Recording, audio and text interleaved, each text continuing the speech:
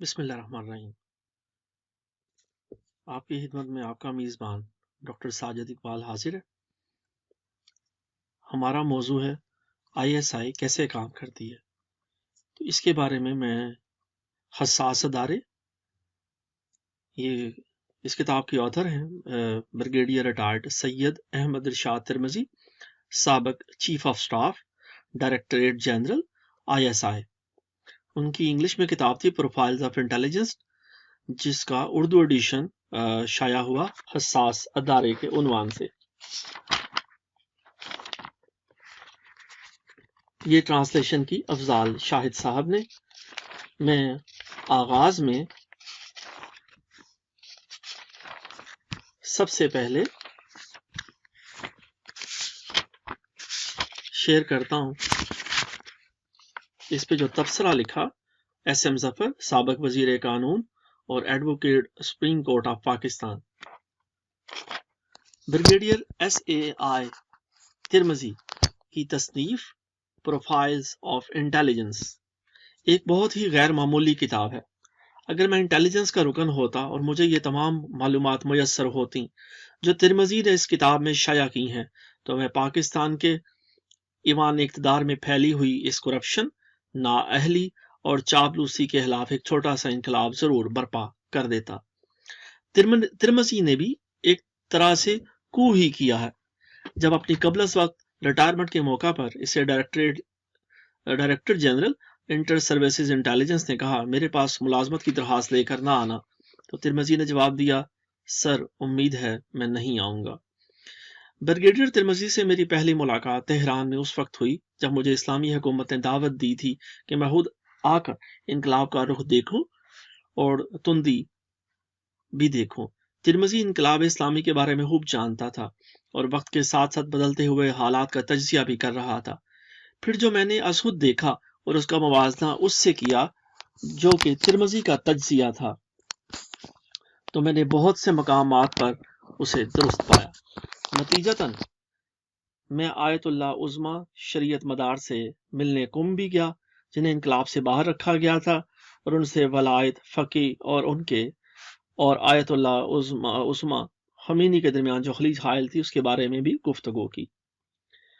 عمومی طور پر میں اس بات کے خلاف ہوں کہ انٹیلیجنس پر کتاب اس وقت کے حالات کے فوراً بعد ہی لکھی جائے، اس لیے میں نے اسے میلان سے دیکھا، لیکن اب جبکہ یہ کتاب چھپ کر مارکیٹ میں آ چکی تو میں اس سے خوب لطف اندوز ہوا۔ میں نے اس کتاب کو عوامی نمائندگان کے خلاف فرد جرم کے طور پر دیکھا ہے۔ اس کتاب میں بہت سے ایسے ناموں کا ذکر کیا گیا ہے جو بڑے بڑے عہدوں پر فائز رہے ہیں اور شاید اب بھی ہوں۔ ہمارا فرض ہے کہ ہم قوم کو صحیح صورتحال سے آگاہ کریں۔ جو کچھ کتاب میں لکھا گیا ہے اگر اس کی ترتیب نہ کی گئی تو انتہائی خطرناک نتائج اخذ کیے جا سکتے ہیں۔ مصنف نے مجرمانہ غفلتوں، خوفناک کوتاہیوں، قوم کے نقصانات، نہایت ہی نازک مقامات پر آپس کی لڑائی جھگڑوں اور اوپر کی سطح پر قومی جذبے کے فقدان کی نشاندہی کی ہے۔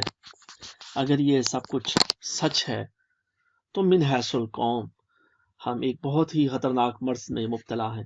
اگر یہ سب جھوٹ کا پلندہ ہے تو یہ کتاب دشمن کو غلط روش پر لگانے کا ایک شاہکار ہے۔ تاہم مجھے یقین ہے کہ ترمذی نے جو کچھ کہنا چاہا وہ سچ ہے۔ لاہور میں امریکہ کے قونصل جنرل ڈائریکٹر اینڈریو کا یہ بیان پڑھ کر مجھے حیرت ہوئی کہ پاکستانی کی قیمت ایک وسکی کی بوتل سے لے کر امریکہ کی مفت سیر تک محدود ہے۔ میری حیرت اس وقت دکھ میں بدل گئی جب اس کا ذکر میں نے اپنے چند دوستوں سے کیا۔ ان میں سے ایک نے کہا قیمت اتنی گر چکی ہے کہ شاید اب ایک بوتل واڈکا سے لے کر لندن کی مفت سیر تک آ گئی ہے۔ یہ سوچنے کا مقام ہے، کیا ہماری اخلاقی قدریں واقعی اتنی گر چکی ہیں، اور کیا ہمارا قومی جذبہ اتنا ہی مردہ ہو چکا ہے، خاص طور سے اب جب کہ ہم ایک ایٹمی قوت بننا چاہتے ہیں۔ یہ دیکھ کر بڑا دکھ ہوتا ہے کہ بعض پاکستانی BBC پر پاکستان کے مستقبل اور اپنے معاشرے کے بارے میں حد تک امیز گفتگو کرتے ہیں، خاص طور پر جب ان لوگوں کا تعلق حزب اختلاف سے ہوتا ہے۔ اگرچہ انٹیلیجنس کا تعلق خفیہ کام سے ہے، جیسا کہ نام سے ہی ظاہر ہے، باہر طور اس کے بہت سے حصے خفیہ نہیں ہوتے اور ان کا تعلق براہ راست عوام سے ہوتا ہے۔ انٹیلیجنس ایجنسیوں کے سربراہ کی نامزدگی کے تعلق پاکستان میں بھی عوام الناس سے ہے۔ یہ بھی سننے میں آیا ہے کہ صدر غلام اسحاق خان اور وزیر اعظم نواز شریف کے درمیان اختلافات اس بات پر بھی تھے کہ میاں صاحب ISI کے سربراہ کو، جو ایک فنڈامنٹلسٹ تھا، تبدیل کرنے کے حق میں نہیں تھے۔ اس کتاب کو پڑھنے سے یہ بھی واضح ہوا کہ انٹیلیجنس کے محکموں کے اوپر کی سطح کے عہدیداران کو لگانے اور ہٹانے کا عمل شفاف ہونا چاہیے۔ امریکہ میں اس امر کا جائزہ سینٹ کمیٹی آف انٹیلیجنس لیتی ہے۔ آخر میں یہ کہنا چاہوں گا کہ میں اس سے پہلے بھی ایک ایسی ہی کتاب بائی وے آف ڈسیپشن کا مطالعہ کر چکا تھا، جو اسرائیل کی خفیہ ایجنسی موساد کے ایک سابق آفیسر نے لکھی تھی۔ مصنف کا کہنا ہے کہ موساد کی مہمات میں کامیابی کی سب سے بڑی وجہ یہ ہے کہ یہودی جہاں بھی ہے موساد سے تعاون کرتا ہے، اور یوں یہ لوگ موساد کی آنکھیں اور کان بن جاتے ہیں۔ ترمذی نے بھی اپنے پاکستانی بھائیوں سے اسی قسم کے تعاون کے لیے ایک جذباتی اپیل کی ہے۔ میں بھی اس سے متفق ہوں کہ چونکہ اسرائیل کی طرح پاکستان بھی ایک نظریاتی مملکت ہے، ہم پاکستانیوں کو یہ احساس ہونا چاہیے کہ ہماری میراث، وجود اور پہچان صرف اور صرف پاکستان ہے۔ لیکن میں ساتھ ہی ساتھ سیاستدانوں اور انٹیلیجنس والوں کو بھی یہ باور کرواتا چلوں کہ ایسا محسوس کیا جا رہا ہے کہ دور حاضر میں انٹیلیجنس کے محکموں نے اپنی کارروائیوں سے قوم میں ایک شدید تصادم کی صورتحال پیدا کر دی ہے، جسے درست کرنا نہایت ضروری ہے۔ اور میں امید کرتا ہوں کہ اس کتاب کے مطالعہ سے موجودہ اور آنے والے انٹیلیجنس ایجنسیوں کے کارکنوں تک یہ پیغام پہنچ جائے گا۔ SM ظفر، سابق وزیر قانون، ایڈوکیٹ، سپریم